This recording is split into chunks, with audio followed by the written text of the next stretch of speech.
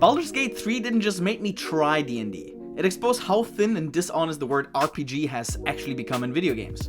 Hi, Bad Gamer here. And today, we're talking about something I genuinely can't unsee anymore, which is how shallow most RPGs actually are. If you're new here, like, subscribe, leave a comment, you know the drill. I ran out of protein, so I'm at the convenience store. Arigatou gozaimasu.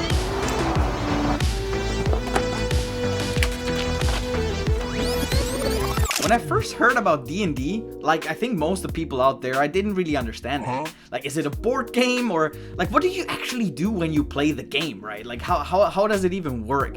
I had a similar question about when I saw Baldur's Gate 3. Dare I say, I even thought it was actually a little bit cringe, you know? I pretty quickly labeled it actually as something that is not really for me. And that's not because I hated the idea, but because nobody around me actually played it. There was no entry point, like no shared experience, you know? And it's one of the things that really feels inaccessible, really. Like when I was a kid, I really wanted to do Kung Fu, but like where do I start?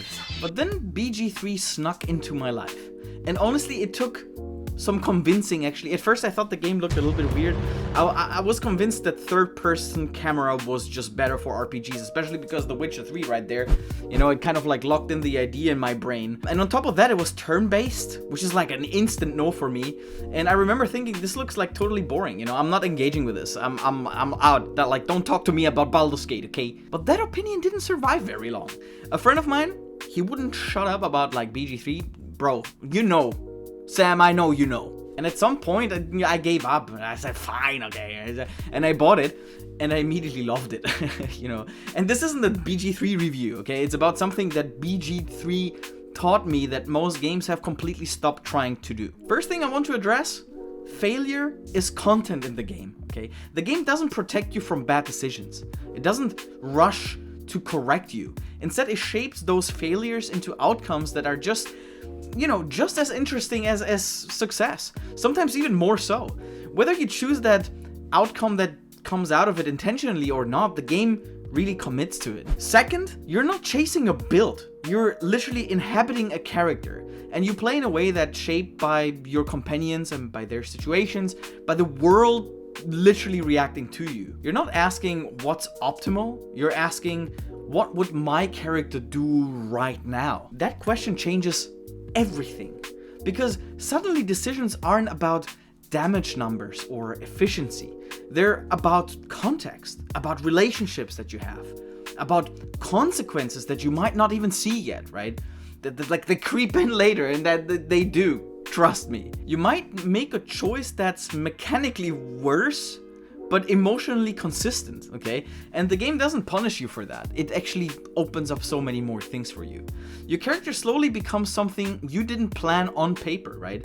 They're shaped by failure, by awkward moments, bad rolls, and conversations that, you know, didn't go the way that you actually expected.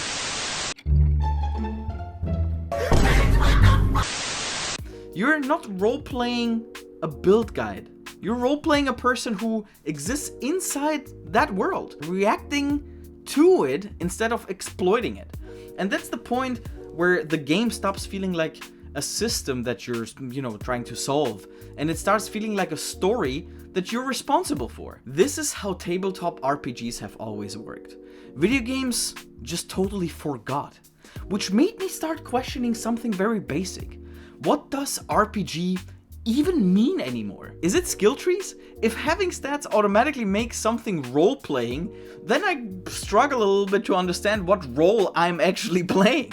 Is adding like +1 to strength supposed to represent a character expression? You know, because most of the time skill trees don't ask me who my character is.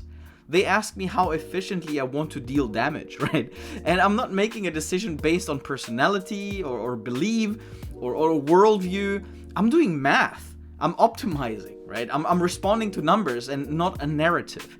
And that's fine, okay? Systems are important, but calling that role-playing feels generous. If my character can respec at any time, switch playstyles on a whim, right, and suffer no consequences for completely changing who they are, then what exactly am I role-playing?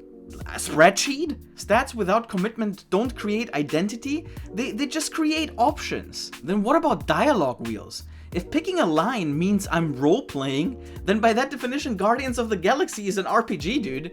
Like, you make dialogue choices after all, you know, but when you look it up, as a matter of fact, let's look it up. Video game. Marvel's Guardians of the Galaxy is a 2021 action-adventure game. There you have it. It's classified as an action-adventure game. And now compare that to Horizon, for example. You get similar dialogue options, no? And the difference is that it's open world, sure. And the main story still mostly linear. But after 5 minutes of Google research, right, Horizon is very clearly labeled as an RPG. Don't even get me started on Assassin's Creed. The term RPG didn't come from video games, guys. It comes from tabletop. D&D established the core structure decades ago. A world that exists beyond the player. Non-player characters who, you know, react to decisions are part of it. A group of characters with defined abilities. A quest. An objective, a journey, and consequences. In tabletop terms, the world and NPCs are handled by the GM, right? And in video games, that role is taken over by systems and scripts and AI in that case, right? Players create characters, they define their abilities, make decisions, fail roles, succeed roles, and live with the outcome. That loop is the foundation, right? Everything else is flavor layered a little bit on top. When video games started adopting this structure, they didn't invent something new. They digitalized D&D. They translated the tabletop experience into code. Skyrim, Cyberpunk, Divinity, dude, even Monster Hunter, okay, all operate on the same basic logic. Enter a world, take on a role, accept a quest, grow through experience, and deal with the consequences of your actions. Now you strip away all the interface and you add some flavor, and congratulations, ladies and gentlemen, you're basically playing D&D. That's why it's so strange to see the term RPG drift so far from its origins. Because at its core, role-playing was never about stats, skill trees, or gear rarity. It was about inhabiting a role within a responsive world. Every time I hear marketing phrases like, your choices matter or shape the world, right? My toenails curl a little bit. Most of these systems create an illusion of depth. Something I can only describe as fake deep. And I really want to stress this, man. Once you experience true roleplay, everything else starts feeling like cosplay, really. If even half of the games that market themselves as RPGs committed to the kind of systems BG3 does, imagine where the genre could be right now. Kingdom Come Deliverance 2 is another very good example that clearly understands this philosophy. BG3 didn't reinvent RPGs, guys. It reminded me what they were supposed to be, and now I just can't unsee it anymore. But yeah, that's my little take. If you never tried playing D&D and you have two friends, sit together, try playing D&D. It's super easy to get into. I don't know, man, it's just fun. Get a few drinks if you like drinking, order a pizza. But yeah, that's it from Bad Gamer. If you like, subscribe, and if you have something to say, leave a comment. I always read them. And thank you so much for almost 200 subscribers, ladies and gentlemen. We're almost there. We're almost there. A few hundred more to 1 million. Thanks for watching, guys. Bad Gamer out.